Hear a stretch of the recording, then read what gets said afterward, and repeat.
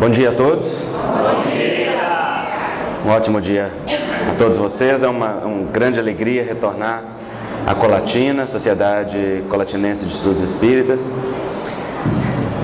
Especialmente hoje falando desse tema sexualidade e família, que é um tema muito oportuno que nós precisamos sempre pensar.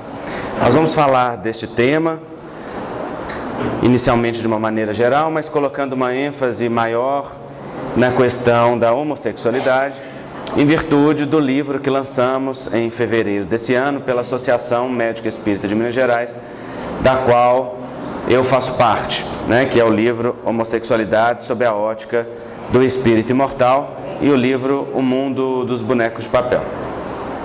Então, quando nós falamos de sexualidade, nós estamos falando do uso da energia sexual e de todas as fontes e formas que o homem busca e obtém prazer, satisfação e realização em sua vida. Sexualidade não diz respeito apenas a um ato genital, uma troca de prazeres simplesmente física. Isso é apenas uma das partes da sexualidade.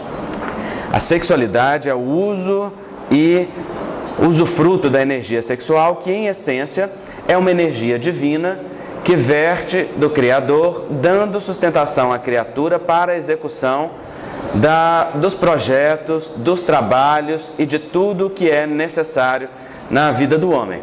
A energia sexual acompanha o espírito desde os primórdios da evolução até a angelitude, e é a mesma energia que nós utilizamos para a criatividade, para o trabalho, para a realização no campo das ideias, é a que se utiliza no campo físico para determinando a atração, o desejo, a interação entre os seres.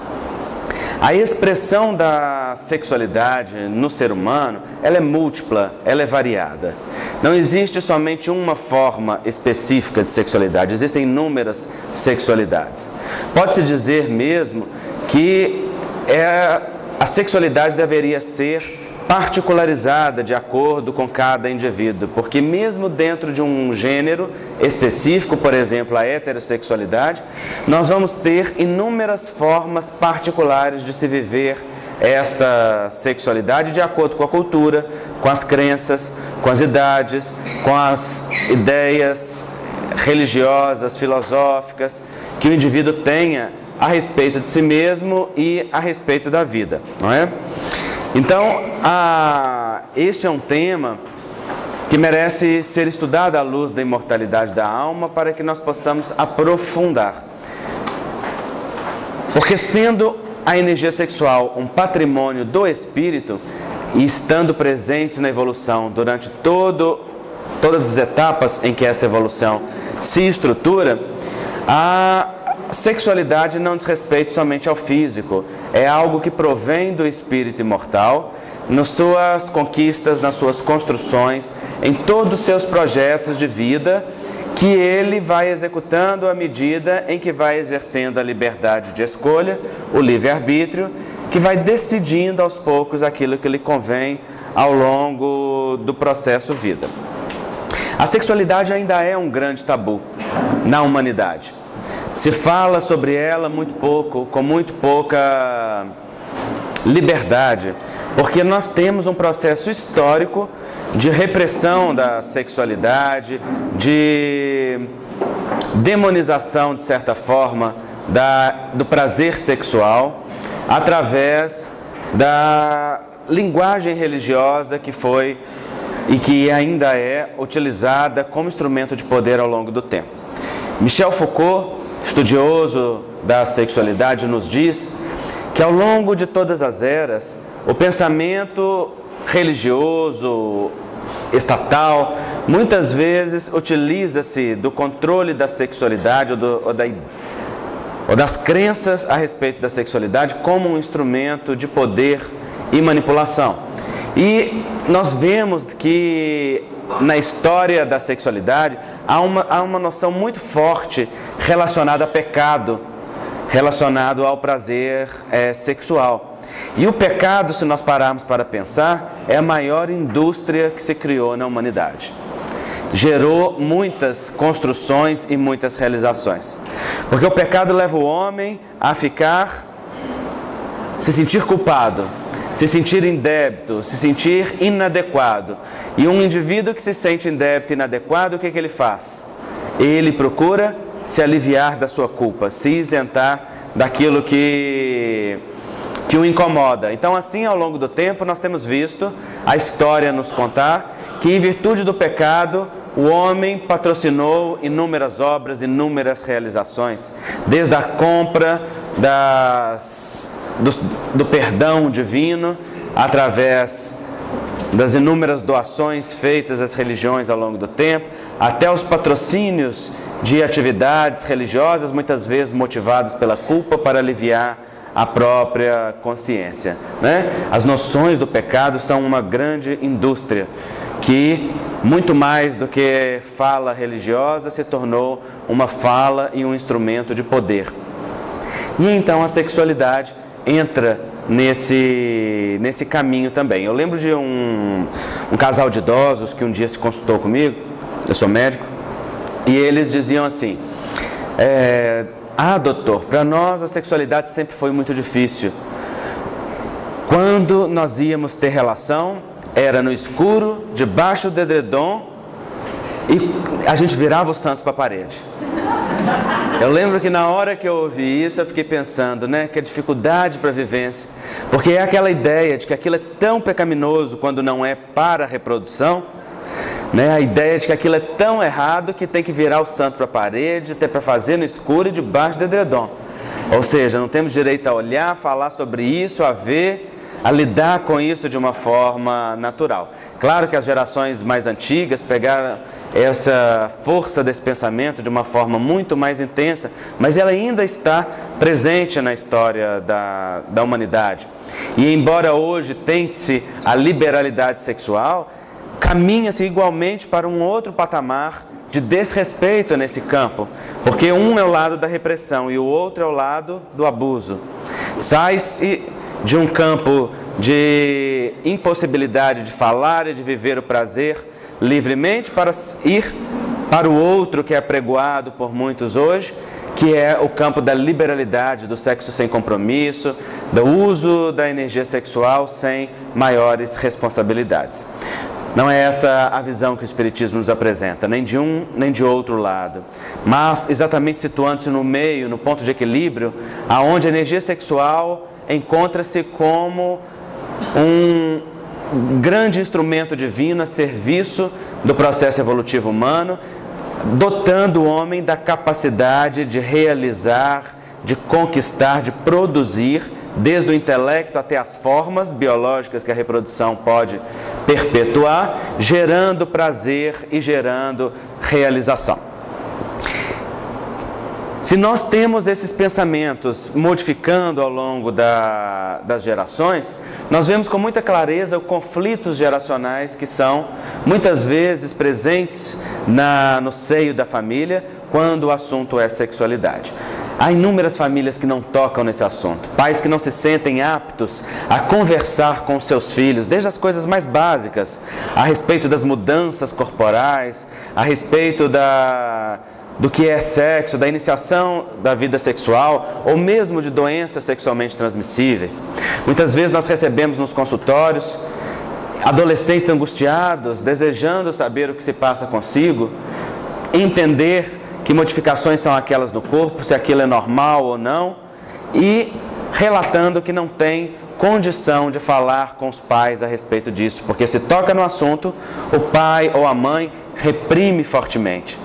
E aí, se não há esse espaço de diálogo, de comunhão, de partilha em casa, em virtude das dificuldades, aonde que o jovem vai aprender a respeito do assunto?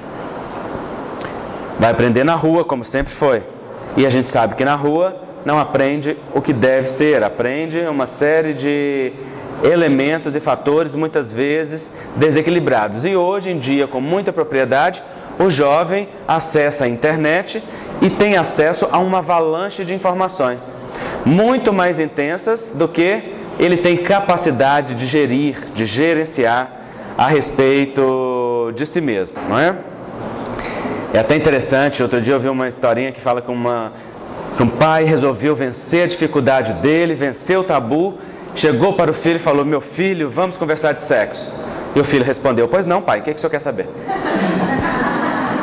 E é uma grande verdade, né? As crianças têm hoje tanto acesso livre através de um clique da internet que muitas vezes acessam muito mais do que os próprios pais tiveram condição.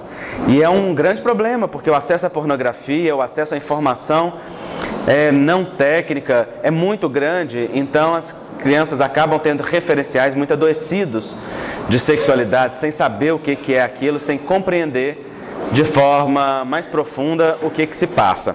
Então é preciso estabelecer no seio da família um espaço de diálogo onde se possa abordar estas questões de forma mais intensa. É preciso que os pais vençam esta vergonha, porque muitas vezes nem na escola há um espaço de diálogo mais intenso a respeito dessas questões, mesmo no que diz respeito à educação sexual. É preciso chamar os filhos e conversar com os filhos de forma natural, porque os filhos vão buscar, né? E tentar evitar aquelas reações muitas vezes exacerbadas diante dos conteúdos sexuais que as crianças e os jovens trazem, porque isso cria processos não só de repressões, mas de inibição na relação pai-filho. Lembro de um amigo que disse que um dia chegou em casa e o seu filho estava na sala de madrugada, aliás ele acordou, né? E o filho estava na sala de madrugada com um coleguinha que dormia lá, assistindo um filme pornô. Na hora que ele viu aquilo, as crianças se assustaram, logo correram para querer desligar, para esconder aquilo, como quem faz algo, né, muito pecaminoso, que está fazendo escondido, e o pai teve uma reação brilhante. Ele virou e falou assim: não, desliga não. Sentou e falou: vamos acabar de assistir. Assistiu com o filho o restinho do filme, e lá naturalmente o filho se comportou, né, enquanto assistia, porque o pai estava lá ao lado, e na hora que acabou, ele falou: agora acabou, meu filho? Agora vamos conversar sobre isso? O que é isso que você está vendo aí? O que você acha que é isto? Porque isso daí se trata de uma encenação, isso é uma indústria. A sexualidade não é isso que você está vendo. O sexo não é isso que é projetado aqui nesse filme, né? E conversou com o filho, explicando a ele o que é sexo, o que é pornografia, o que é relação sexual. Ou seja, esse pai aproveitou daquele momento, incorporou o processo educativo, trabalhou de uma forma não repressiva, de forma a criar um vínculo com o filho e poder estabelecer uma ponte de diálogo, para que aquele filho tivesse um canal. E a gente sabe o quanto que é desafiador agir desta maneira, porque muitas vezes os pais não tiveram isso na sua educação, né? Não sabem qual é o referencial para fazer desta forma, mas precisam se capacitar. Quando o assunto é homossexualidade, então, ou as identidades de gêneros diferenciadas, né? A transexualidade, o travestismo, dentre outros, aí que a coisa se complica muito mais. Porque os pais não só têm que lidar com o tabu do sexo, mas têm que lidar com o tabu da própria identidade sexual, que é cheia de mitos, que é cheia de ideias equivocadas a seu respeito e que gera também um preconceito e dificuldades de lidar. O heterossexual, e aí vamos então entrar na questão da homossexualidade e desta expressão nos jovens, nos adolescentes e dentro da família. O heterossexual, quando cresce, ele aprende com uma certa facilidade o que é ser heterossexual, mesmo que ele não tenha o diálogo com os pais. Por quê? Porque ele está o tempo todo representado fora. O menino olha para fora e vê o pai, vê o tio, vê o avô, vê o irmão, vê o colega de escola, vê o galã da televisão, e ele sabe o que é ser heterossexual. A menina a mesma coisa, vê a mãe, vê a irmã, vê a tia, vê todo mundo e aprende o que é ser daquele sexo. Ele não precisa perguntar, isso vai sendo incorporado de forma natural nas várias atitudes do dia a dia que determinam a diferença dos sexos. Já o homossexual, o que acontece? Quando ele começa desde pequeno a perceber a sua atração afetiva e sexual diferenciada, ele olha para fora e vê o quê? Vê a heterossexualidade representada na sua grande maioria, né? E é interessante observar aqui que as pesquisas mostram que uma boa parte dos homossexuais sente a atração afetiva e sexual desde a infância. Não é algo que aparece tardiamente ao longo da vida, embora possa aparecer. Mas a grande maioria relata que desde cedo sente a atração afetiva e sexual. Ele olha para fora e vai ver o pai brincando com ele a respeito das namoradinhas, a mãe brincando com a menina a respeito dos namoradinhos, e ele vai incorporando o tempo todo o quê? A ideia de que o normal é ser heterossexual. Quando ele quer buscar alguma referência do que é ser homossexual, o que é aquilo que ele sente, se ele fala na escola, ou se ele demonstra qualquer característica, ele encontra o quê? O bullying, que é aquela série de chacotas, de piadas, de discriminação que a criança e o adolescente fazem com qualquer diferença.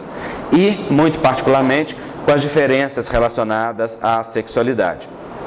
Se ele olha na cultura, na televisão, nas projeções da mídia, o que encontra? Figuras estereotipadas, caricatas a respeito da homossexualidade. Porque a apresentação de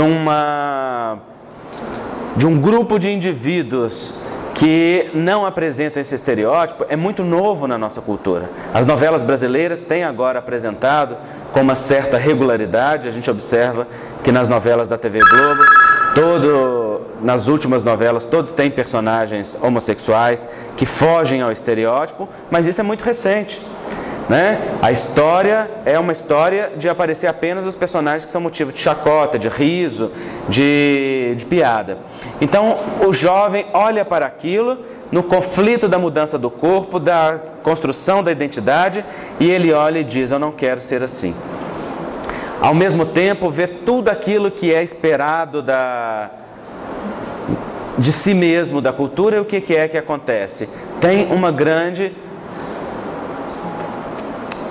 formatação daquelas expectativas que os pais, que a sociedade tem do próprio jovem. Isso gera, muito frequentemente, inúmeros conflitos de grande repercussão que vêm para o seio da família e que muitas vezes não se apresentam de forma direta, porque o jovem vai apresentar sintomas de retraimento, de vergonha, de atividades ocultas, né? Vai buscar se isolar da família, muitas vezes entra em depressão por conta deste processo e deste conflito, gerando situações muito desafiadoras. Quando nós dizemos homossexual, nós estamos dizendo de todos aqueles que sentem atração afetiva e sexual por pessoas do mesmo sexo. Ponto. Quando dizemos homossexual, a única coisa que nós falamos é a respeito da sua atração afetiva e sexual. Se nós dissemos que uma pessoa é homossexual, nós não estamos classificando a personalidade, não estamos classificando o caráter, não estamos falando do comportamento dessa pessoa, das suas decisões morais, de nada. Só estamos falando que aquela pessoa se atrai e se realiza na relação por alguém do mesmo sexo. Isso é importante de pensar, porque muito frequentemente, junto com a ideia da homossexualidade, vem todo um pacote cultural que foi atribuído aos homossexuais e que, em sua grande maioria, se não totalidade, é falso. Por exemplo, a cultura diz, nas entrelinhas dos estereótipos, que o homossexual é promíscuo, é sem vergonha, é pedófilo, é sem caráter, é destruidor de lares, é uma série de coisas, né? E aí, na hora que fala que o indivíduo é homossexual, incorpora todas essas ideias, mas todas elas são falsas. Todas foram construídas pela cultura em algum momento histórico de uma ou outra maneira, que basta uma pesquisa e a gente tem acesso a isso. Então, na hora que a gente fala homossexual, nós só estamos falando que aquela pessoa sente atração afetiva e sexual pelo mesmo sexo. Afetiva também, não só sexual. Tem gente que pensa que a homossexualidade é só o desejo físico e que a relação entre homossexuais é só uma relação entre corpos. Não é. Né? Vocês vão ver, daqui a pouco eu vou passar um vídeo, vocês vão ver os indivíduos falando e vão ver que 99% do tempo estão falando de questões afetivas e não de questões sexuais. Mas, como a heterossexualidade, a homossexualidade é campo de expressão completa do indivíduo, né? Mas nós temos que diferenciar para que os pais possam auxiliar os seus filhos e acolher os filhos, sabendo o que se passa, o que é orientação do que é comportamento sexual. Orientação é aquilo que o indivíduo sente, é o desejo, é a atração afetiva e sexual, que pode ser por pessoas do mesmo sexo, homossexual, do sexo diferente, heterossexual, dos dois, bissexual, ou pode nem não existir, é o assexual, né? Segundo as pesquisas, 1% da população do Reino Unido, por exemplo, se define como assexual. Há uma discussão se o assexuado pode ser mesmo considerado um gênero, porque há um certo nível de libido e de atração sexual é considerado necessário para que haja uma vida psíquica saudável, sobretudo dentro da visão da psicanálise. Então é uma discussão que ainda se encontra na ciência. O comportamento sexual é a forma como o indivíduo se comporta, e o indivíduo pode se comportar de uma forma distinta do seu desejo e da sua orientação. Então, as práticas homossexuais na adolescência, elas não necessariamente são manifestações da orientação homossexual. Quando o adolescente está passando pelas transformações da saída da vida infantil e a entrada no universo adulto, ele vive muitos conflitos. O corpo está se modificando nas transformações da puberdade e o psiquismo está também em transformação, porque o indivíduo deixa de pensar como criança, mas ainda não pensa como adulto, está descobrindo-se no mundo. Tem toda uma retração afetiva, né? O indivíduo fica mais tímido, tem dificuldade de expressão, e a psicologia nos diz que então se formam os grupos, clube da Luluzinha e clube do Bolinha. Os meninos andam com meninos, as meninas andam com meninas. Embora se atraiam pelo sexo oposto, têm uma dificuldade de se relacionar com o sexo oposto. E aí, nessa fase que também se dá o início das experimentações com o prazer do próprio corpo, com a sexualidade, a descoberta dos prazeres que o indivíduo pode se proporcionar através, por exemplo, da experiência da masturbação, é comum que os jovens tenham experiências ou experimentações entre indivíduos do mesmo sexo.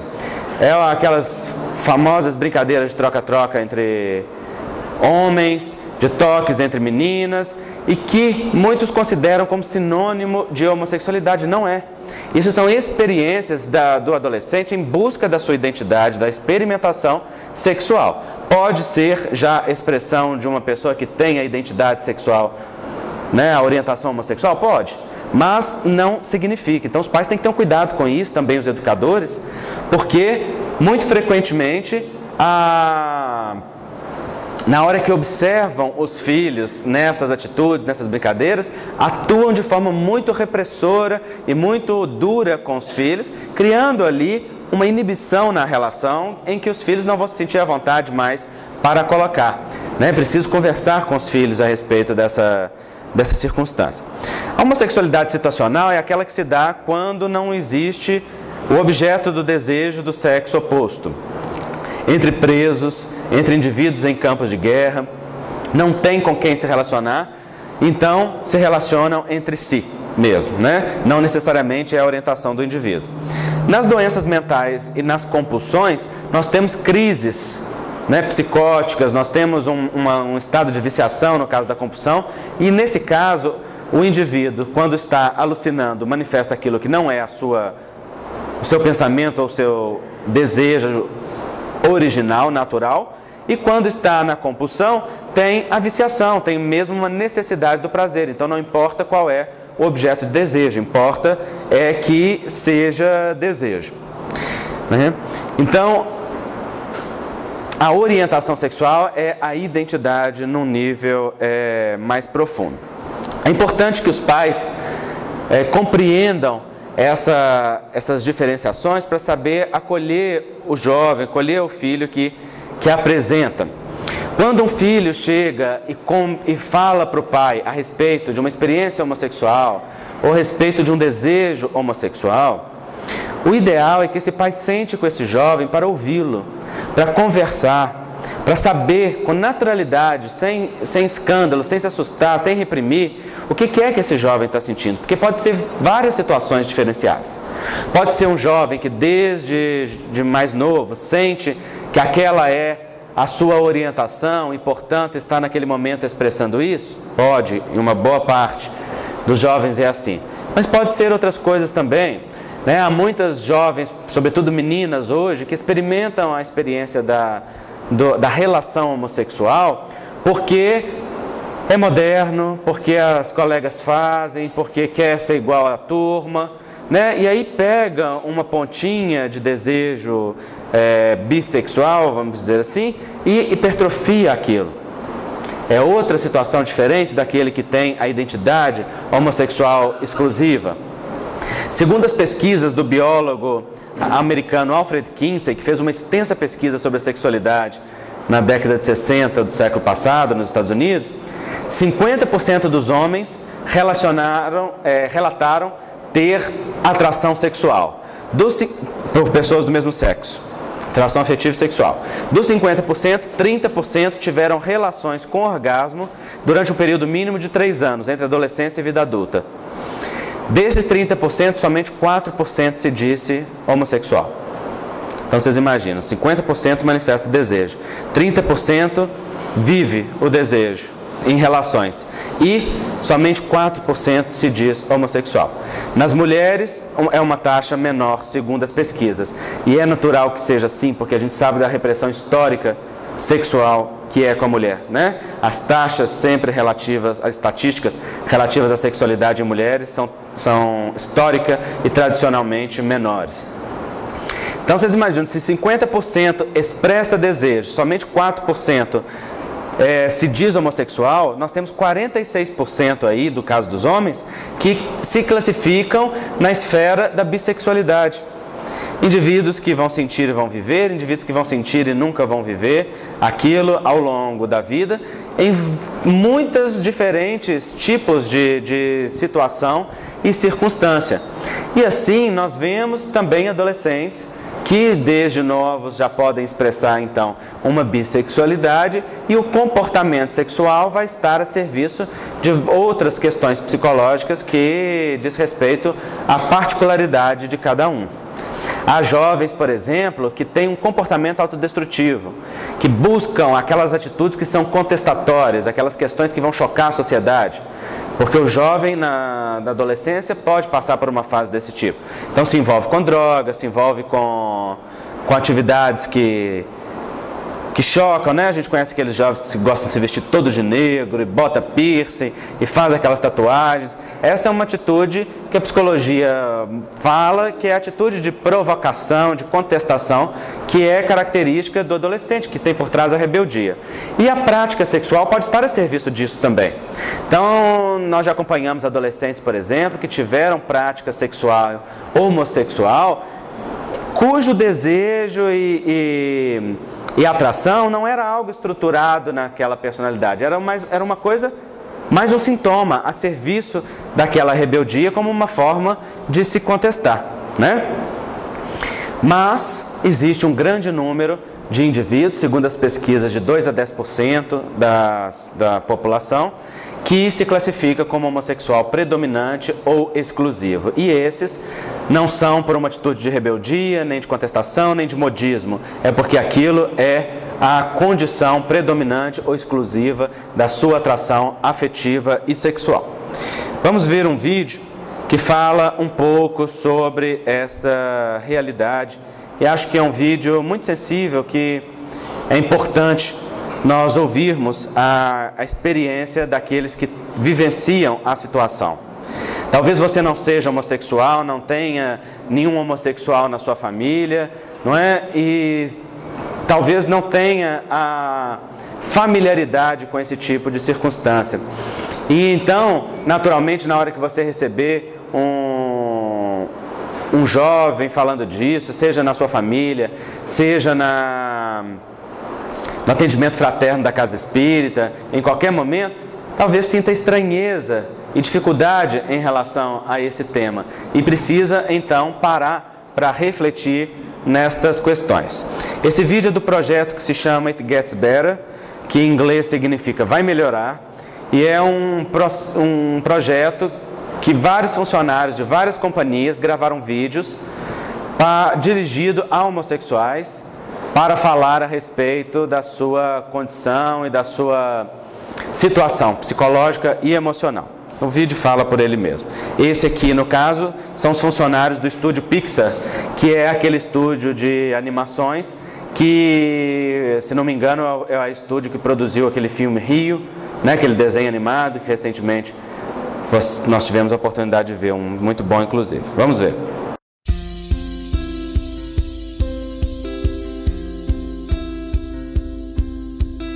Hi, my name is Darla, and I'm a producer here at Pixar Animation Studios. You know, Pixar is made up of just a crazy combination of people. There's mad scientists and dancers and animators and just all kinds of unique individuals. And most of those unique individuals weren't the most popular in high school and junior high. They just weren't. It's just the way it works.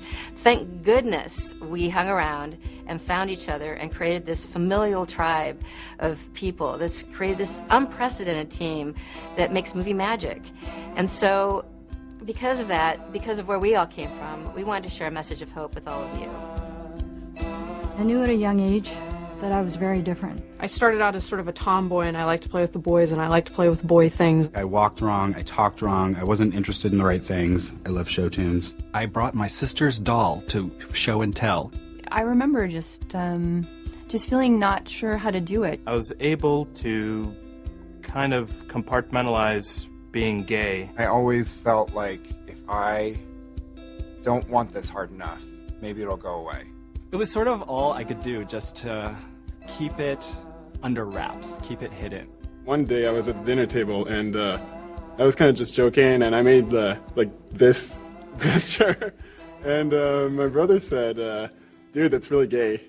And I was like, no, it's not. And then my parents were like, yeah, it's kind of gay. I really was faced with this idea that I was really going to be in trouble. So I felt like if I was a lesbian, my father wouldn't love me anymore.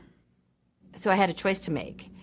Would I be true to myself, or would I live a life of lies? I couldn't be myself and show as much of myself as I could. There's a sense of invisibility when you're gay because you don't want to step out, you don't want to show too much. Not everybody is Kurt on Glee. All of my friends from my Catholic elementary school got to go to an all-girls Catholic high school, but my mother wouldn't let me go. She wanted me to go to a public school so that I'd be around boys. The name of the game, I guess, was to fit in. So I acted tough and I put on a show. Every time I would go on the field or on the court, I always felt ostracized from the rest of the team. All of the people in the stands were like, dyke and lesbo and get off the field. I got harassed verbally and physically. They'd call me faggot and push me around. It escalated to be pretty violent, not only inside the campus of the school, but outside. I was completely scared and confused. I thought that being gay meant being alone and being isolated and constantly living in fear. It got to a point where I was just so scared of everything and of everyone that I wouldn't actually talk to anyone. And that was a very, very terrifying and just really, really sad feeling. I didn't want to be alone. I didn't know what to do. I didn't know how to make sense out of the world. I felt full of self-hatred. I started getting these thoughts that if I'm not around, no one would really miss me, no one would really care. Someone interrupted me from jumping off the roof of my dorm. I am so grateful to that person today because things got so much better and I wouldn't have known it if they hadn't stopped me. I would have missed so much of my life. I would have missed an entire future that was genuine. I would have missed an authentic way of living. And making your own friends for the first time. Making art, discovering new music. Going to birthday parties with my daughter's friends. A dance group, which was super cool. I got to travel with them. Walking into a gay bar and feeling like you really belonged. I would have missed great friends, great relationships. The most amazing experiences that you can have with a friend. I would have missed meeting Colin, my amazing cube mate. I would have missed my nieces being born, who are the cutest things ever. Finding my dream job, finding my dream city, finding my dream partner. The first time I ever got to dance with my boyfriend in public. Meeting the love of my life. Meeting my wife. Getting to experience what that kind of relationship is like. I don't think I'd be as close to my family now. I wouldn't have, seen my mother come around. When my mom and I talked about it, I felt this huge sense of relief. You feel it. You're not just saying it inside your head. You're actually feeling it right here. That blew me away. Coming out was just like the beginning. My life was the kind of life I didn't even know was an option. I finally started thinking about what being gay was going to be for me. I just started by realizing that I had to love myself first. And it took a lot. I think it just took time.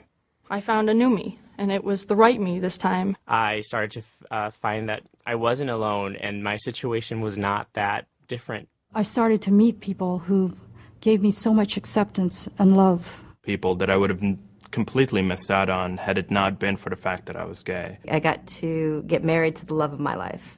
We just made 6 years last week, and we have a cat, and we have a lovely little one-bedroom place that is ours, and I get to walk up those 9 steps and open the door and know that he's home, and I get to kiss him and hug him when I walk in the door, and that brings me so much joy.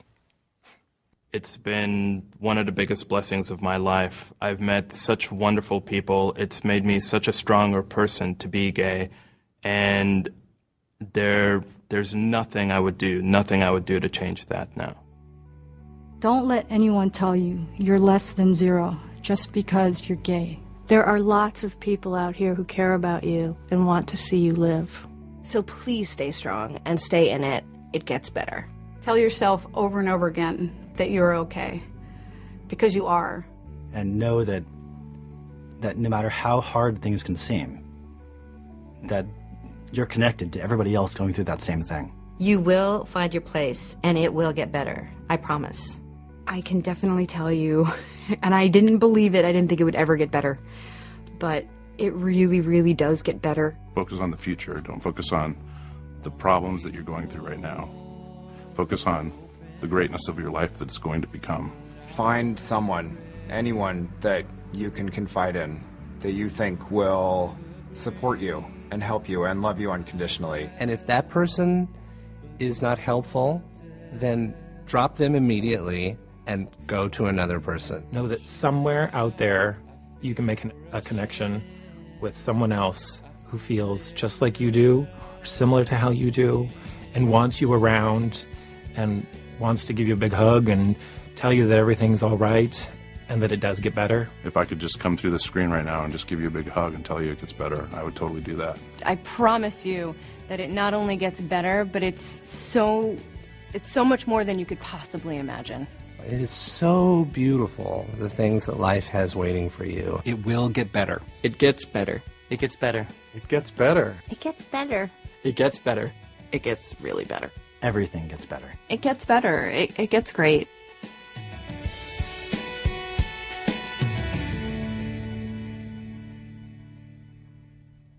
Então vocês vejam que interessante ouvir essas experiências. Quantas dessas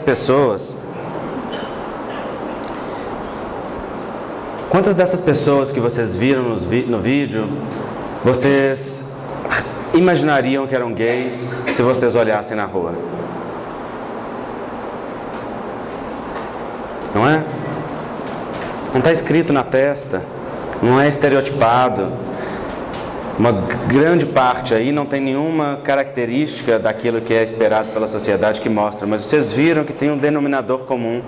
O denominador comum era: todos sofreram muito para construir uma autoestima e tiveram que aprender a se amar e a reconhecer indivíduos que os amavam incondicionalmente para poder conseguir viver a situação, a busca pelo amor, a busca por uma parceria afetiva, por uma validação dessas relações de uma forma que fosse honesta consigo mesmo e também que fosse saudável para o seu coração. Vocês viram também que é um vídeo claramente intencionado para prevenir o suicídio.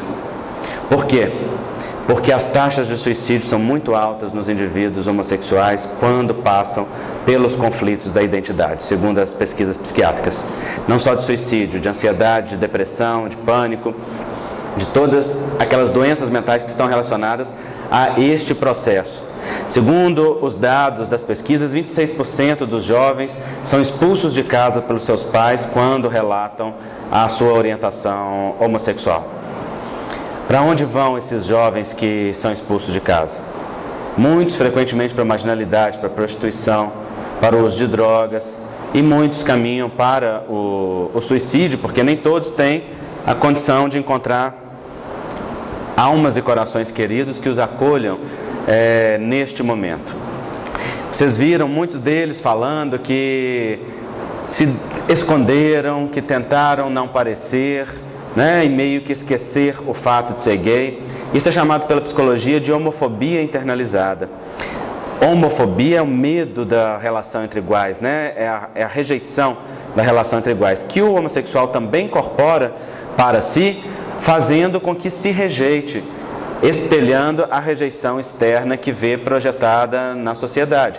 Algo que, segundo a psicologia, pode gerar lesões tão sérias, danos tão sérios, que pode durar toda uma vida. Porque um indivíduo que, para construir a autoestima, ele tem que passar por muitas etapas de afirmação da sua dignidade pessoal e do seu valor, né? Não basta viver. Tem inúmeros homossexuais vivendo a homossexualidade sem que tenham um mínimo de autoestima bem alicerçado. Estão vivendo porque não conseguem resistir àquela pulsão. Mas se você pergunta o que a pessoa pensa, você vê que tem ideias homofóbicas, mesmo sendo homossexual. Tem a autorrejeição, tem rejeição dos outros, né? Tem dificuldade em lidar com aquele processo. E um indivíduo que se sinta assim, o que faz? Naturalmente, vai buscar relações autodestrutivas, relações que não são prazerosas, que não são construtivas de um nível profundo para a intimidade. É como se a pessoa buscasse fora a confirmação da indignidade que sente dentro. Busca relações muito frequentemente somente sexualizadas, sem entrar no nível do afeto, né? Para ser em que é desprezado, em que é abandonado, em que é machucado. É como se dissesse assim: me mostra e me confirma a indignidade que eu sinto que eu tenho, porque eu não sinto que eu mereço mais do que isso. Fruto dessa ideia e desse sentimento de rejeição. Acontece a mesma coisa com heterossexuais também, né? Se tiver uma baixa autoestima. Mas com homossexuais isso pode acontecer com muito mais facilidade devido a essa alta carga de rejeição social que existe. Então, se um jovem, se um amigo, se alguém da sua família chega e relata uma experiência, uma orientação homossexual, acolha esse indivíduo, ouça esse indivíduo com amorosidade, né, para entender o que se passa. Se for um jovem, um adolescente, ajude-o para que tenha acompanhamento psicológico, para que ele possa individualizar isso na sua vida, entender em que contexto que isso aparece. Se é somente uma experiência, se é uma identidade bem estruturada, não é? O que um acompanhamento psicológico pode ajudar a fazer. E trabalhe também as suas próprias dificuldades, porque os pais sentem muita dificuldade em lidar com esse tema, dada as perdas que essa condição traz, né, também para a família. Porque quando um jovem conta dentro da família que é homossexual, ele, de certa forma, lança uma bomba atômica dentro dessa família. Não simplesmente narra e relata algo. Tem ali, literalmente, uma morte. Qual morte? A morte da idealização. Desde que os pais vão lá pensando, eu quero ter uma criança, eu quero ter um bebê, o que está acontecendo? Os pais já começam a idealizar, esse menino vai crescer, vai casar, vai me dar filho, essa menina vai ser assim, essa... é uma idealização, é um sonho. Desde pequenininho já está alimentando aquilo ali. Na hora que o filho conta que é gay, o que acontece com os pais? Rui aquela idealização. Opa, então não vou ter neto? Opa, então não vai ter o casamento que eu queria? Peraí, então vou ter que conviver com um tipo de relação diferente. É tanta ideia que passa pela cabeça, muitas delas fantasiosas e reais, que traz um sofrimento real para os pais, né? Sofrimento real que precisa ter atenção, que precisa ser levado também em consideração, não só pelo homossexual, mas pela família, para que dê auxílio para que esses pais possam gerenciar essa circunstância de uma forma saudável. A Edith Modesto foi uma mãe que passou por essa circunstância e acabou criando um grupo só para pais de homossexuais, porque ela dizia que os pais precisam de acolhimento. E ela criou verdadeiramente um grupo na internet chamado Grupo de Pais de Homossexuais, né? gph.com.br, onde ela dá esse acolhimento junto com outras pessoas. E é muito interessante isso. Um dia eu vi duas mães irem buscar orientação mediúnica na casa espírita a esse respeito. E uma disse assim no pedido da orientação: meu filho tem um problema, ele é gay. Quero pedir uma orientação para saber como resolver isso. Os espíritos são muito sensíveis, vocês sabem, né, gente? Quando eles querem. Porque quando eles querem, eles são muito diretos e objetivos, né? Então a resposta para essa mãe nesse dia foi: o seu filho não tem nenhum problema, você sim. Trate as suas ideias. Simples e curto e objetivo, né? O seu filho ser gay não é um problema, mas você considerar a homossexualidade dele um grande problema a ponto de querer curar esta homossexualidade é. A homossexualidade foi considerada doença durante muitos anos e muita gente ainda acha que é. Mas a psicologia e a psiquiatria já retiraram a homossexualidade da lista de doenças há mais de 20 anos. E as ideias demoram a atualizar. E retiraram porque reviram as pesquisas científicas e viram que não tinha base para afirmar uma patologia no simples fato da pessoa sentir atração afetiva e sexual por alguém do mesmo sexo, né? Mas muita gente ainda traz essa ideia de doença dentro de si, pede cura e leva o filho pro psicólogo. No livro eu conto o caso de um rapaz português que contou para o seu pai que era homossexual, e o pai levou no médico e fez tratamento hormonal e fez de tudo. Na época que a homossexualidade era considerada doença, a psiquiatria tentou de tudo para reverter a orientação sexual. Fez eletrochoque, fez substituição de testículos de homossexuais, retirou testículos, substituiu por testículos de héteros, substituiu por testículo de macaco, fez lobotomia, que é aquele corte aqui da parte frontal do cérebro para ver se modificava, fez eletrochoque, tantas circunstâncias, tudo sem sucesso, só trouxe sofrimento, né? E hoje aquele que se ofereça cura para a homossexualidade, um psicólogo ou um médico, é passível de punição pelo conselho de classe, porque atenta contra os conhecimentos científicos atuais. Segundo a ciência, não há ainda dentro da medicina uma base claramente definida a respeito desse assunto, mas as pesquisas apontam para indícios fortemente evidentes de que há uma base biológica para a homossexualidade. Então, em 2011, foram publicados 2 livros com resumo de pesquisas científicas a respeito do assunto, somente na vertente científica, sem visão religiosa, nem psicológica, nem filosófica nenhuma. E esses livros falam o seguinte: há suficientes evidências hoje para afirmar que o indivíduo nasce homossexual, não escolhe ser, de acordo com os níveis das pesquisas que já existem. O indivíduo pode ser homossexual em virtude do processo educacional? Pode. Pode expressar o desejo? Pode. Assim como a heterossexualidade é um resultado de uma resposta, de certa forma, inconsciente do indivíduo ao seu processo de desenvolvimento, também a homossexualidade pode surgir em virtude de uma reação a um processo de vida, como Freud descreveu. Mas isso não significa que é necessariamente um problema, não é? Porque são adaptações inconscientes que o indivíduo tem ao longo do processo vida. Às vezes pode ser um sintoma. A homossexualidade pode ser sintoma, por exemplo, de um abuso infantil na infância.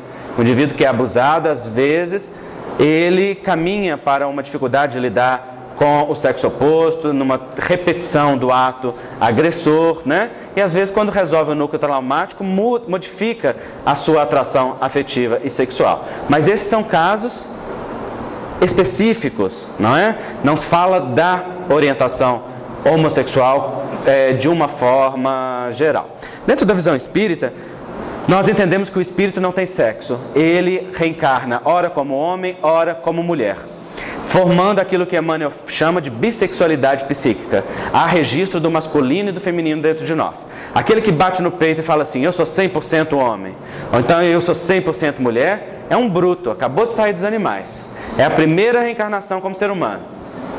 Porque é o único jeito de alguém ser 100% alguma coisa, né? É estar na primeira encarnação como ser humano. Fora isso, nós todos somos, segundo Emmanuel diz no Vida e Sexo, predominantemente masculinos, predominantemente femininos, sem especificação psicológica absoluta, porque há o registro no nosso inconsciente, na nossa vida íntima, de várias experiências nos dois sexos e nas várias masculinidades e nas várias feminilidades, porque o masculino não é uma coisa só, nem o feminino é uma coisa só, né?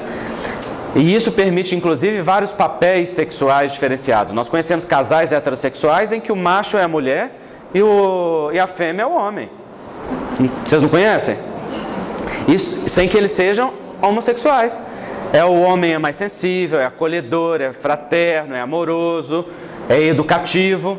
E a mulher é forte, ordenadora, impositiva, é organizadora, determinada, de iniciativa. Características do masculino, né? Tudo isso vem em virtude dessa bissexualidade psíquica. E é também ela que propicia que os diversos desejos apareçam.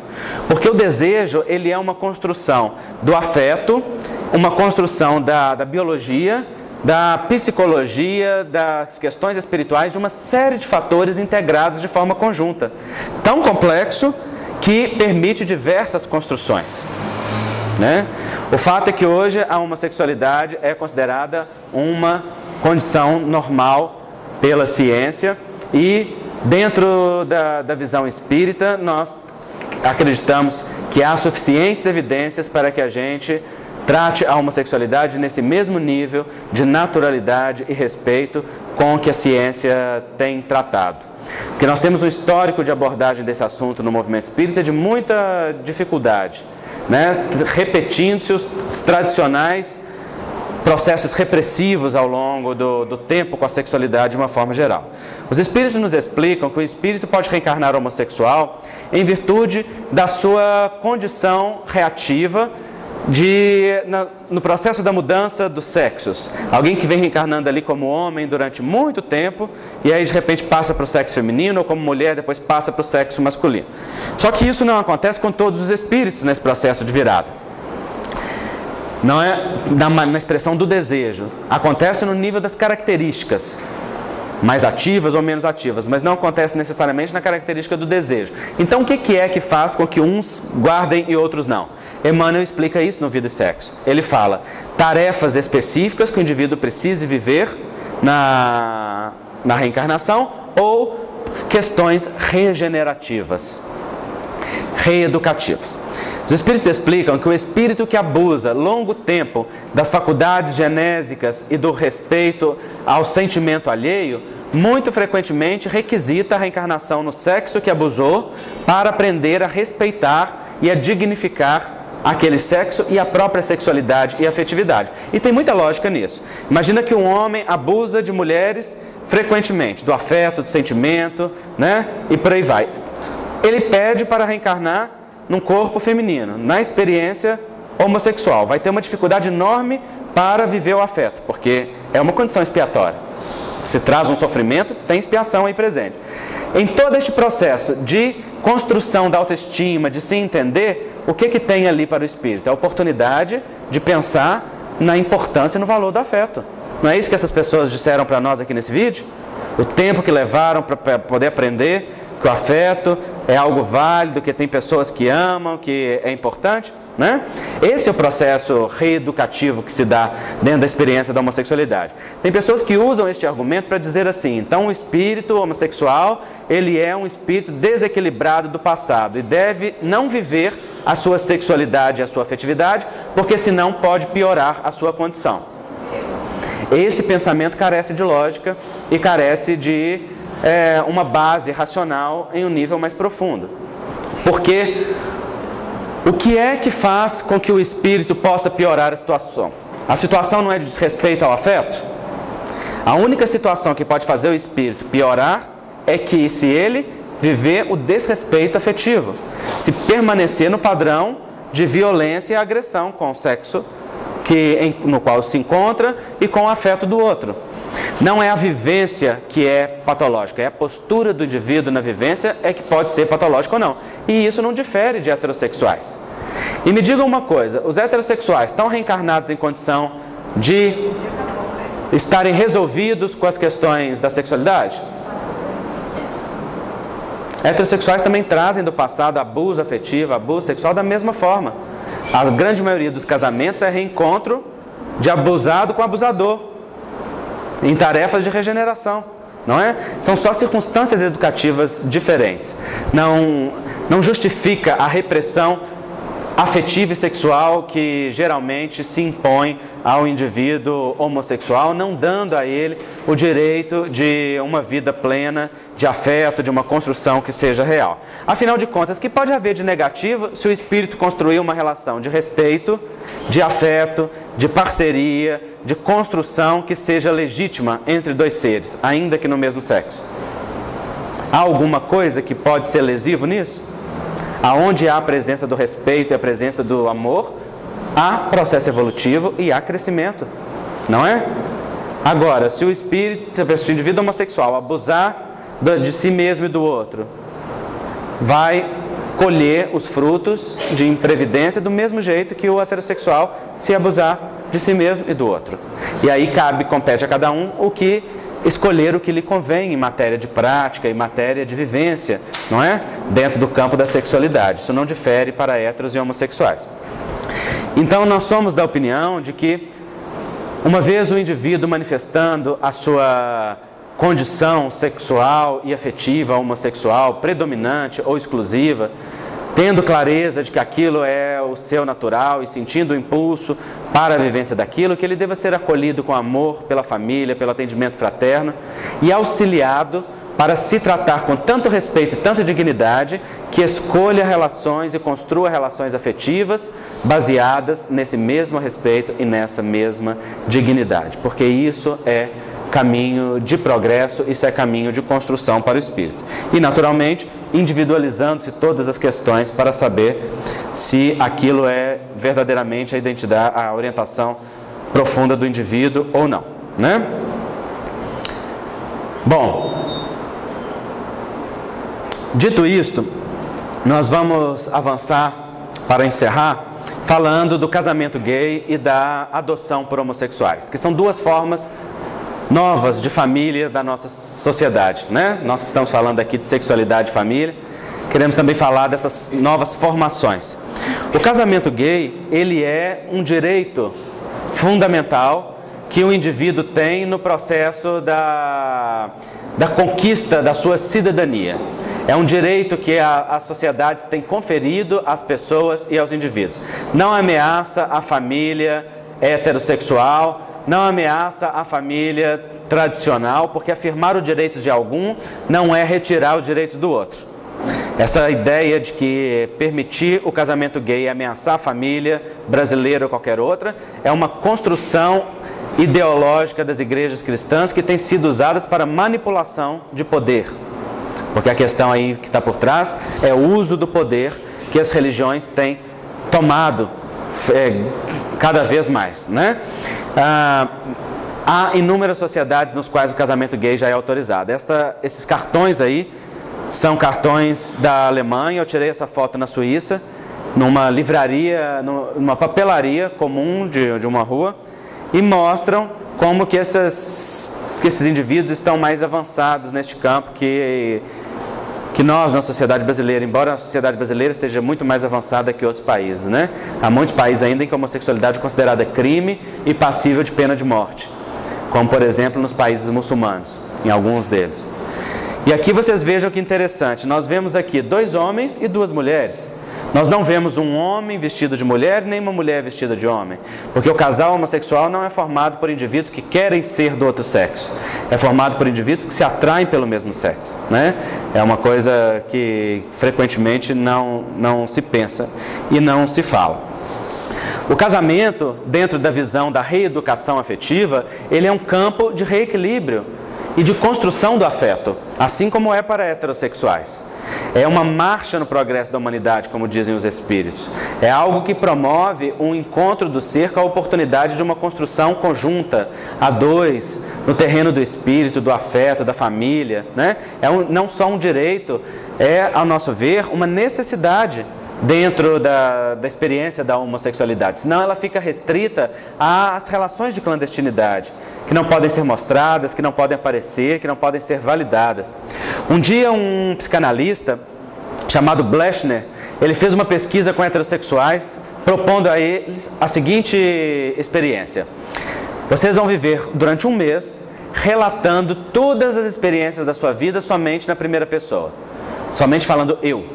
Você pode ter viajado com a sua esposa, com o seu filho, você pode ter feito isso, aquilo com o seu filho, com a sua esposa, mas você só vai relatar dizendo eu fiz, eu fui. Você tem que esconder a sua esposa, esconder a sua pessoa. O pessoal topou.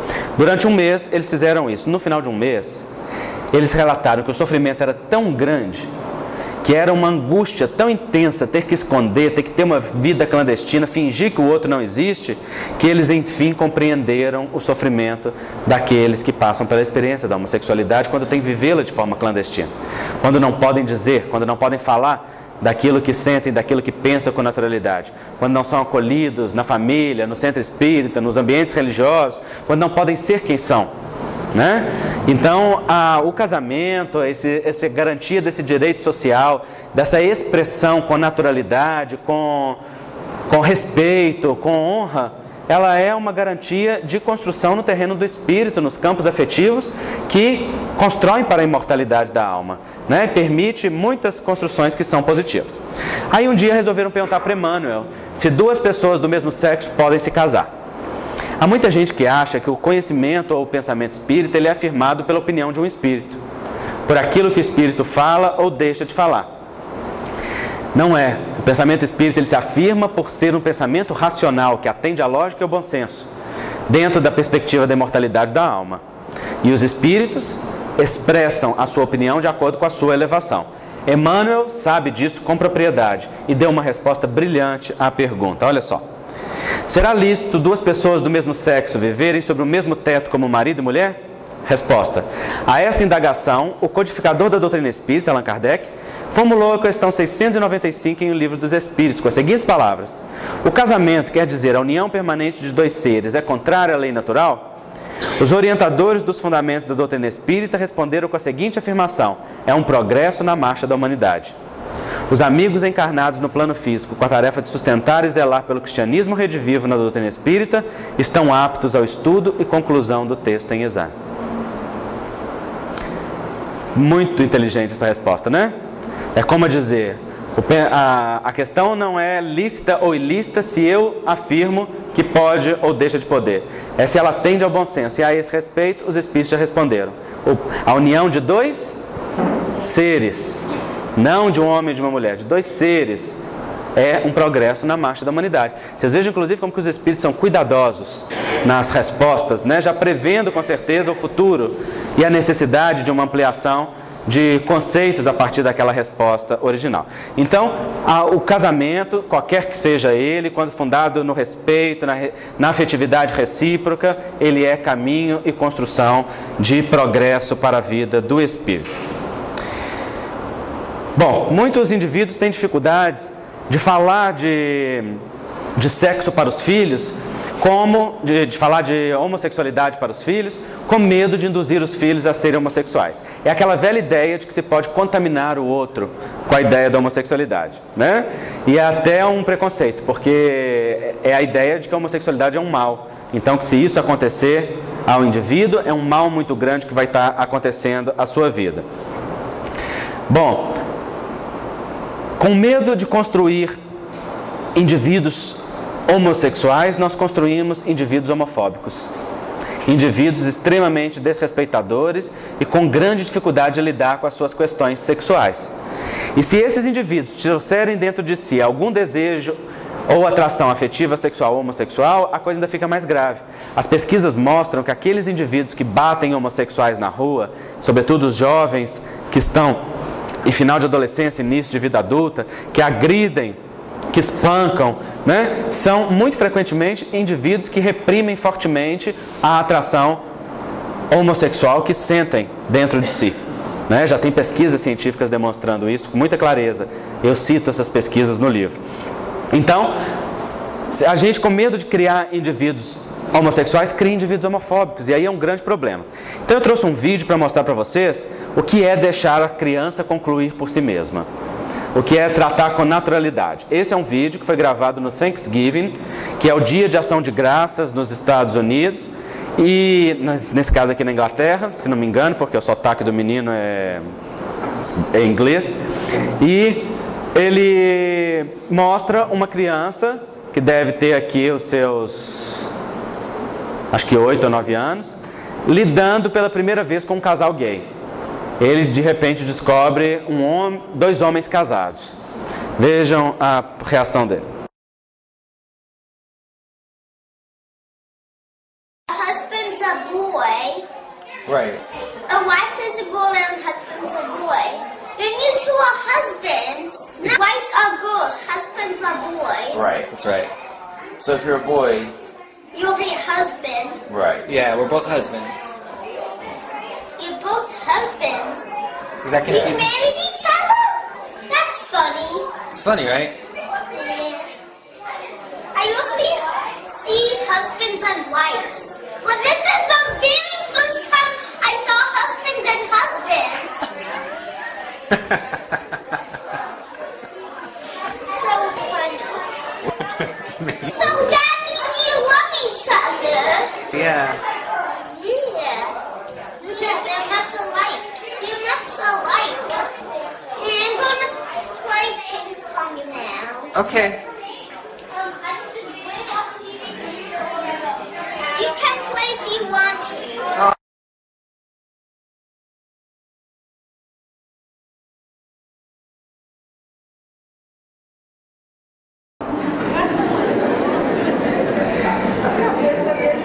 É muito bonitinho, né, gente? Eu sempre vi esposa e marido, e vocês são dois maridos? Isso é muito engraçado. E aí ele conclui por si mesmo, então vocês se amam. Se vocês são dois maridos, vocês se amam. Vocês vejam o que é uma mentalidade que ainda não está contaminada pelas crenças e pelas interpretações homofóbicas, né? E é essa mesmo. Vocês viram que os adultos não deram conteúdo que a criança não pediu. Eles só responderam as perguntas que ele fez. Eles não induziram, não foi? E a criança foi concluindo por si mesma. E de repente, então vocês se amam, parece que se amam mesmo. Vamos jogar ping-pong? E esse é um indivíduo que não é homossexual, com certeza, esse jovem. Por quê? Você vê que não tem ressonância naquilo que ele está vendo com aquilo que ele sente, mas vai ser um indivíduo que vai ser extremamente respeitador, que vai conviver bem com homossexuais, que vai tratar a questão de uma forma mais natural, né? Assim como está vendo sendo tratado. Então a gente tem que aprender a lidar com essa forma natural nas nossas famílias. Mas para fazer isso com os nossos filhos, nós temos que aprender a fazer isso conosco. E trabalhar as nossas crenças, muitas vezes contaminadas por ideologias equivocadas. A adoção por pessoas e casais homossexuais é outro direito que compete à sociedade afirmar para todos os indivíduos. Esses são todos casais gays e seus filhos, né? Alguns aí são da Europa, e esses aqui são os primeiros brasileiros do centro aqui que adotaram em conjunto uma menina. Um deles tinha a adoção e a justiça autorizou o outro a adotar em conjunto. São lá do Rio Grande do Sul. Na nossa legislação atual, um homossexual sozinho pode adotar. Um casal gay ainda não. É uma das coisas que falta, né, para se equiparar ao casamento heterossexual. É um dos direitos, né?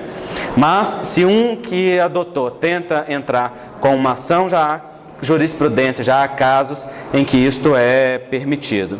E é um campo de afeto, né, gente? É um campo de construção afetiva, de acolhimento, de amor. A gente sabe o valor que tem a reencarnação e a formação da família, qualquer família que seja esta. Toda família é campo de expressão, quando tem a presença do amor, é campo de progresso e campo de crescimento. Quando começaram as adoções homossexuais, se perguntava se isso deveria ser possível, porque se acreditava que o filho de homossexual seria homossexual. Outro preconceito, né? Porque é como se fosse um mal novamente sendo perpetuado, né? Hoje já existem mais de 20 anos de adoção, então a medicina e a psicologia começaram a fazer pesquisas para ver quais as consequências. E o que descobriu? Que os filhos de pais homossexuais são tão equilibrados, adaptados socialmente, têm tanto desenvolvimento escolar, afetivo e cognitivo, quanto os filhos de heterossexuais, sem diferença nenhuma. E são homossexuais na mesma taxa que os filhos de heterossexuais, ou seja, não tem nenhuma incidência maior de homossexualidade entre os filhos de homossexuais, né? E aí, por conta disso, a Academia Americana de Pediatria lançou um documento incentivando a adoção por pessoas e casais homossexuais, porque as pesquisas demonstraram o valor disso, né, para esses indivíduos. O valor, e a gente sabe também, não só do valor disso, mas da dificuldade da orfandade, né? O quanto a orfandade ela sim, é prejudicial e não a adoção por pessoas. Trouxe um outro videozinho que fala disso de forma muito interessante.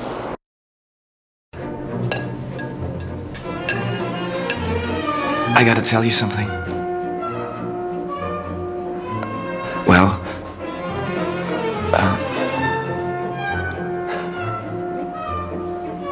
I'm straight.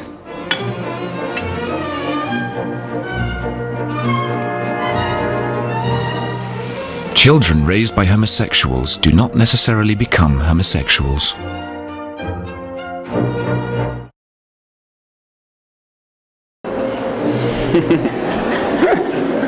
É muito interessante, né? Que é exatamente o contrário. O melhor de tudo é a cara do outro falando, né? Fazer o quê? A gente te aceita do jeito que você é, né?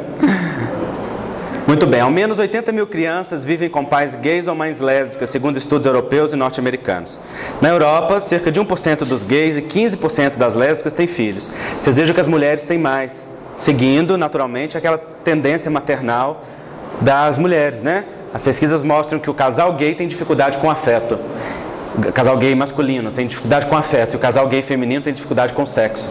O que é isso? É aquela relação histórica do masculino com afeto e do feminino com sexo, né? Historicamente, o masculino tem mais propenso ao sexo e dificuldade afetiva.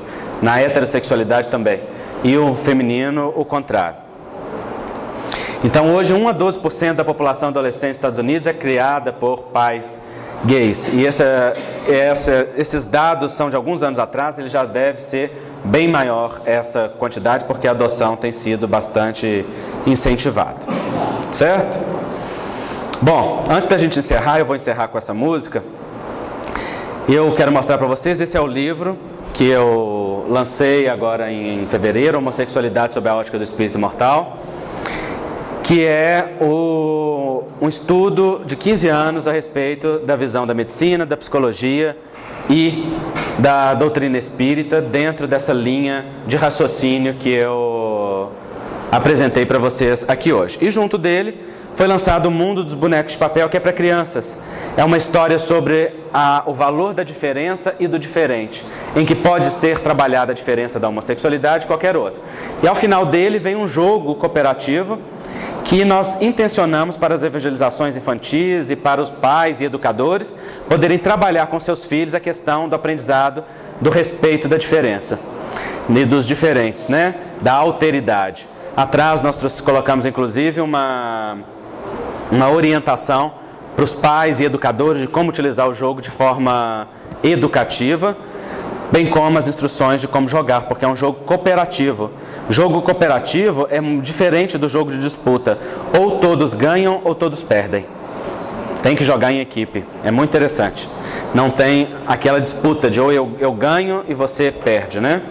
E isso é muito interessante. Então eu trouxe esses livros, trouxe outros da AME Editora, que é o órgão editorial da Associação Médico Espírita de Minas Gerais, um livro sobre o câncer na visão espírita, um outro sobre doenças ou transtornos espirituais, o meu primeiro livro que se chama Cura e Autocura, que é uma visão a respeito da sexualidade, da saúde da doença dentro da visão espírita, e muitos DVDs de palestras, inclusive o seminário sobre a sexualidade, afetividade e evolução, de uma forma geral, e o seminário sobre a homossexualidade sob a ótica do espírito imortal, né? Eu indico essa bibliografia porque eu acho que esse é um tema para estudo. Isso daqui não é coisa para você simplesmente ouvir em uma palestra, né? Isso daí nós estamos trabalhando conceitos fortemente arraigados em cada um de nós. Tem que ser pesquisado, tem que ser refletido à luz da razão, do bom senso e dos dados científicos que nós temos hoje.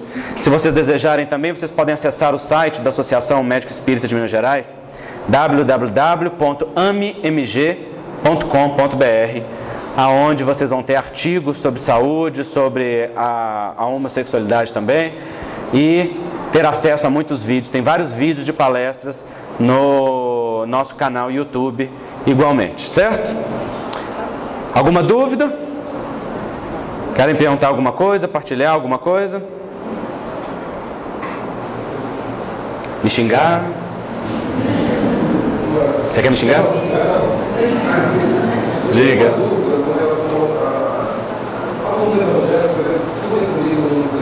Sim. E sigam a questão do Levítico, onde está escrito que Deus abomina a homossexualidade. Como que nós espíritas podemos responder sem ser ignorantes? Como nós podemos comprovar isso? Eu escrevi um capítulo sobre isso no livro. Um capítulo é sobre a Bíblia e a homossexualidade. E lá eu explico que nós temos que interpretar os textos sagrados à luz da história. Temos que entender qual é o contexto histórico em que aquilo foi dito. Todos os textos relativos à homossexualidade, tanto do Velho Testamento quanto do Novo Testamento, são referências à prostituição e não à homossexualidade.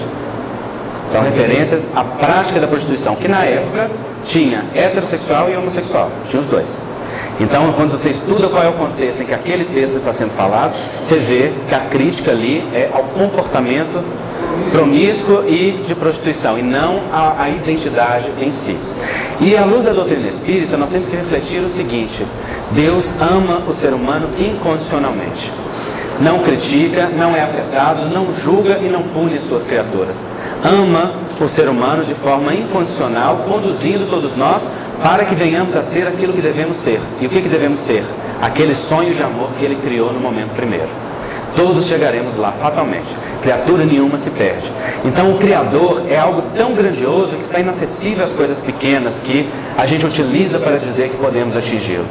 Né? Nós não precisamos merecer o amor de Deus.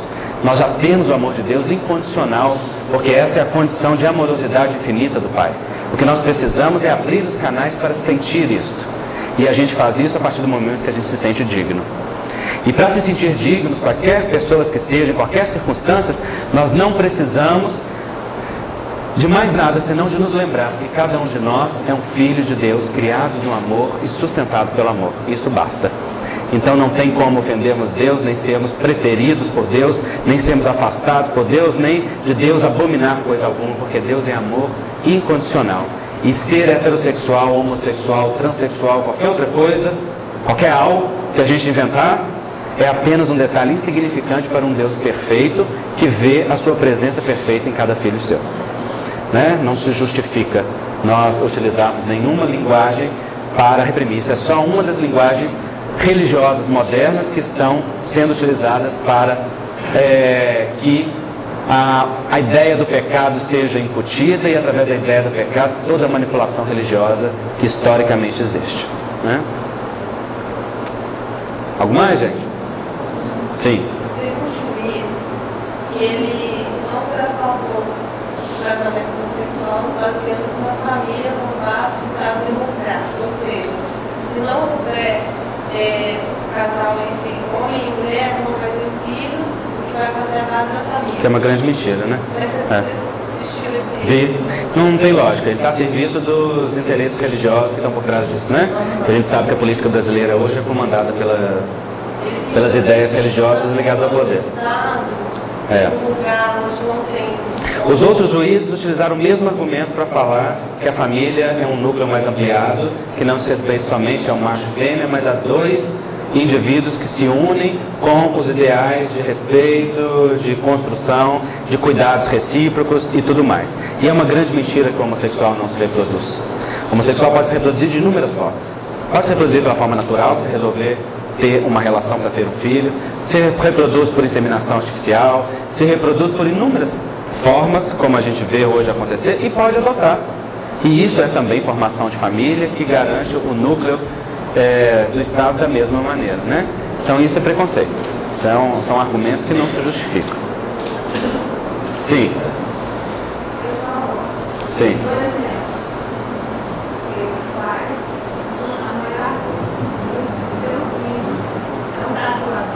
Aham. Sim.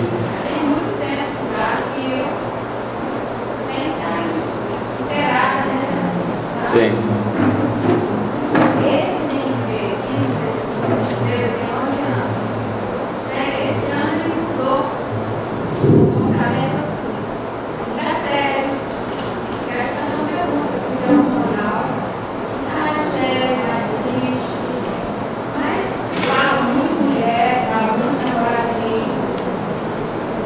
Deve ser os conflitos naturais da adolescência, né? Do processo da alteração.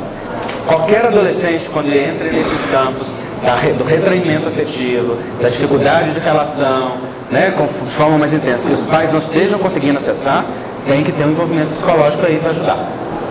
Um acompanhamento psicológico. Aham. Isso é normal, o adolescente vai se trancar no banheiro mesmo, quem está descobrindo a masturbação, né? Vai ficar lá. Você só não precisa bater na porta do banheiro, não. Só não pode deixar de trancar o banheiro o dia inteiro.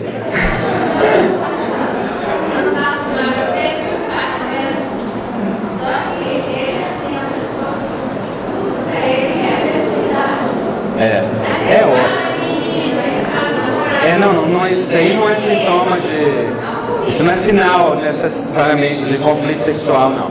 Né? A adolescência é esse campo de conflito natural por si mesmo, né? Pelas mudanças todas hormonais e psicológicas que acontecem.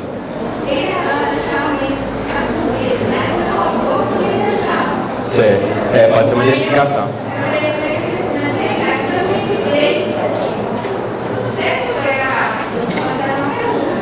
E eu te devolvo.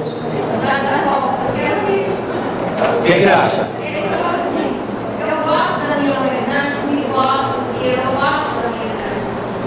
Se for unha de gay, qual é o problema? O problema é a unha ou o resto do corpo todo for? Né? A questão é isso que tem que se pensar. Desde banda. Ouviu um cara falar uma vez, né, que o homem sexual recebe a pombagira. A pombagira é um personagem da Umbanda, né, que se caracteriza por uma expressão sexual forte, por uma sensualidade muito grande. Tradicionalmente é representado dentro da mitologia da Umbanda como uma cigana, né, com toda aquela sensualidade típica dos ciganos. E aí aqueles que acham que a atração afetiva sexual é determinada por assédio espiritual, vão utilizar, né? Vai falar que é por pombagira, vai falar que é por obsessor, vai falar que é por isso. Tem gente que fala isso na doutrina espírita também. Não tem fundamento nenhum, né? Na verdade, a atração afetiva sexual é algo do indivíduo, da história do indivíduo reencarnado na sua complexidade biológica, social, emocional e espiritual, né? Que precisa ser individualizada. E a forma como o indivíduo se comporta, aí essa sim, pode ser atrair espíritos dessa ou daquela categoria que influenciam o indivíduo em um outro estilo. Né? Então, naquele momento, sim, vai para o trabalho e só. Isso é preconceito das igrejas cristãs com as tradições das religiões afros, né? Não tem lógica isso não. Dentro do nosso, é respeitável o ponto de vista de qualquer um, mas dentro do ponto de vista espírita não tem lógica, tá? Tinha uma pergunta aqui? Alguém? Sim.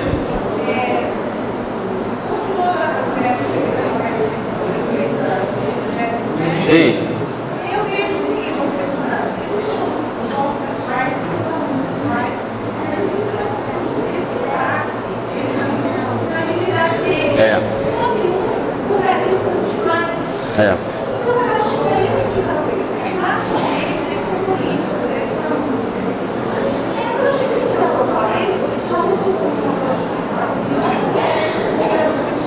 Mas olha, isso é diferente da heterossexualidade? Quantos heterossexuais promíscuos e prostituídos nós temos? Sim, eu estou dizendo o seguinte, realmente o que você está falando é verdade. Existem muitos homossexuais que chocam a sociedade, que tem uma postura de afronta. Mas o heterossexual também, né? O problema aí não é de ser homossexual, isso daí é da postura, é da forma. Por quê? Porque o homossexual é minoria. Então, é fácil a heterossexualidade se esconder atrás da máscara de maioria para acusar aquilo que é minoria, né, gente? E é o que tem acontecido, a gente vê muito. A gente vê muita gente moralista dando regras de conduta para o outro, indivíduos heterossexuais, até mesmo na tribuna espírita, subir para apontar o dedo para o outro, para falar que o homossexual não pode ser feliz, que não tem jeito de dois homossexuais terem equilíbrio, etc. E quando nós vamos ver, são indivíduos que têm relações extraconjugais, são pessoas que têm famílias duplas, são indivíduos que destroem às vezes centro espírita por conta das suas relações afetivas promíscuas dentro da heterossexualidade. Então nós temos que pensar muito nessas questões, porque em todos os campos da vida a gente projeta no outro as dificuldades que são nossas. E a sociedade como um todo, de forma geral, né, na heterossexualidade, projeta no homossexual as características da sua rejeição. Sem sombra de dúvida, o homossexual precisa pensar em qual é a atitude de respeito e da afetividade com que se exprima, que não cause a aversão, né, que não cause choque. Mas também o heterossexual precisa ver a expressão natural do homossexual com naturalidade. Porque a mínima troca de afeto em público é passível de agressão, né? A mínima expressão, né? E aí a gente entra num campo de conflito muito grande. Sim. Eu também fico pensando que o homossexual entra num conflito tão grande, ele tem uma rejeição tão grande, que essa coisa dele na parada gay, vestir um fio mental, fazer aquela alegoria toda, é do tipo assim, eu estou aqui, eu existo. Uma forma de chocar mesmo, né? Eu faço uma crítica à parada gay no livro, né? Eu acho que virou mais um carnaval do que um movimento político.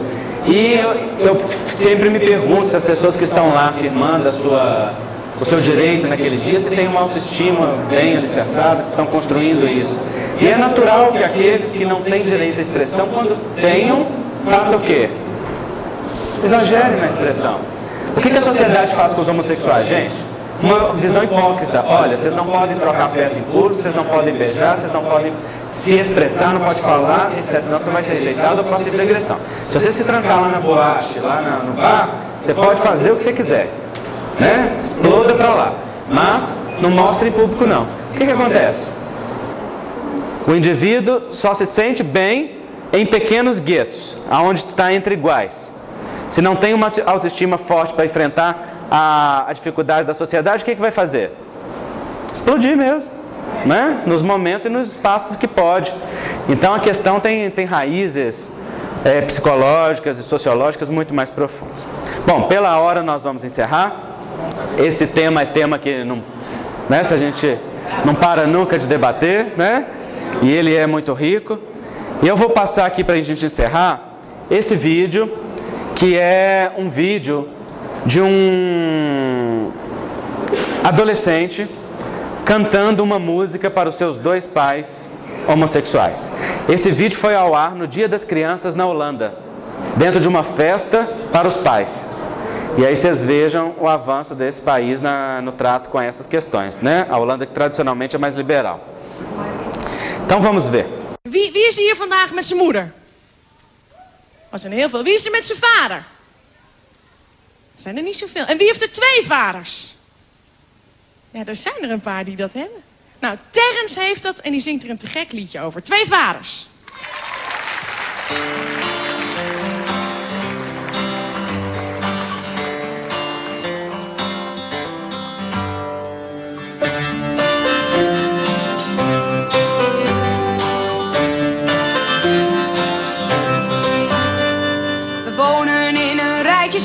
We hebben mooie spullen thuis. We leven heel normaal daar met z'n drietjes bij elkaar. Bas die werkt bij de krant en Diederik is laborant. Ik ben door hun geadopteerd als baby van een jaar. Nog altijd ben ik enig kind, maar niet dat ik dat erg vind. Zo krijg ik alle aandacht, alle liefde van die 2. Bas brengt mij altijd naar school, met Diederik speel ik viool. En met z'n drietjes kijken we de soaps op de tv. Ik heb 2 vaders, 2 echte vaders. Soms stoer en ook wel streng, maar we hebben het heel fijn.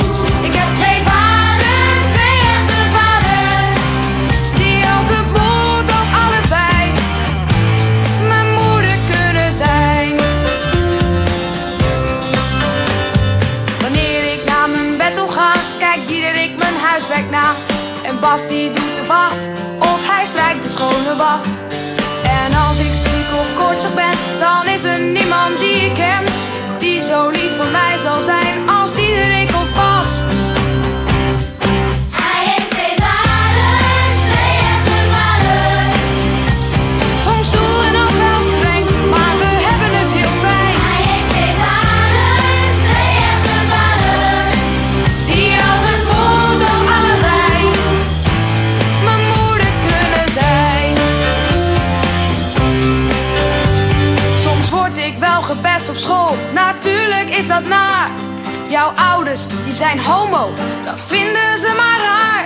Dan haal ik maar mijn schouders op, nou en ik ben hun zoon. Het is niet zoals bij anderen, maar voor mij is het heel gewoon.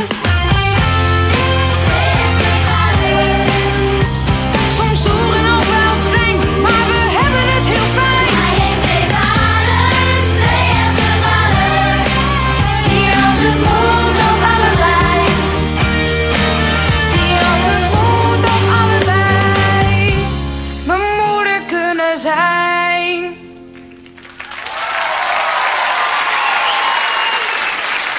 Então, quando a gente vê o amor desse jovem cantando para os pais, né, da sua forma e a sua maneira, o seu amor, isso é mais forte que qualquer teoria. Isso é maior do que qualquer preconceito, né? Isso é a realidade, isso é a vida, é a construção afetiva se fazendo a serviço do amor. E quem acredita que nisso não há evolução, que nisso não há progresso, que isso não aproxima de Deus, precisa rever os seus conceitos. Muito obrigado, que Jesus nos abençoe.